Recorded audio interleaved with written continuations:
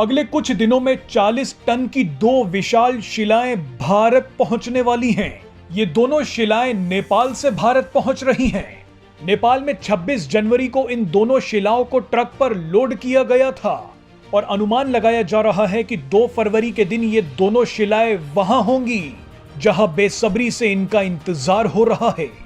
जिस रास्ते से ये दोनों शिलाएं नेपाल से भारत पहुंच रही हैं, उस रास्ते पर हजारों लोग इन्हें देखने के लिए पहुंच रहे हैं, क्योंकि ये दोनों शिलाएं अयोध्या की तरफ बढ़ रही हैं, जहां राम मंदिर के लिए इनसे श्री राम और माता सीता की मूर्ति बनाई जाएगी।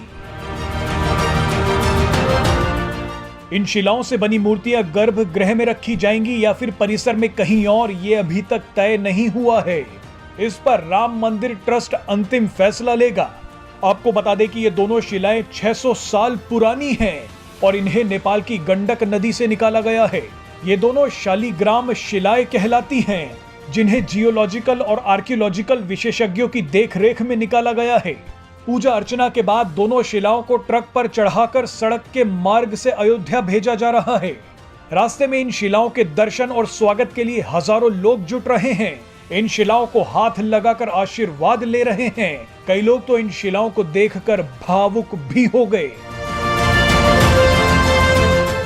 आपको बता दें कि अयोध्या पहुंच रही इन शिलाओं में से एक शिला का वजन 26 टन है, जबकि दूसरी शिला का वजन 14 टन है। ये पवित्र शिलाएं जनकपुर से होते हुए नेपाल के जटही बॉर्डर से भारत में प्रवेश करेंगी। आपको बता दें कि मां सीता नेपाल के राजा जनक की बेटी थी और उनका विवाह अयोध्या के भगवान राम से हुआ था। एक और दिलचस्प बात आपको यहाँ पर बताते हैं। जिन शिलाओं को अयोध्या लाया जा रहा है, इन्हें शालिग्राम भी कहा जाता है। शालिग्राम पत्थर बेहद मजबूत होता है, इसीलिए शिल्पकार बारीक से बारीक आकृति इन पर उकेर सकते हैं। धार्मिक मान्यताओं के अनुसार शालिग्राम को भगवान का रूप भी कहा जाता है।